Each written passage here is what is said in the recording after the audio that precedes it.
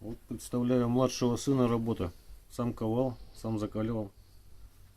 Гриндеру, правда, пока боится немного, но я ему помог, он немножко подровнял. Немножко повел его, вот показываю, как. Какой по прочности получился. 9 ХС металл. Ну, вот вроде бы пока что видно, да?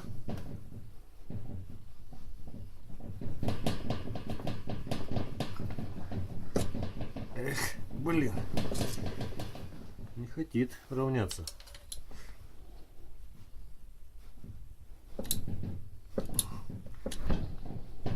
Видно, да, как тесы прям ходят.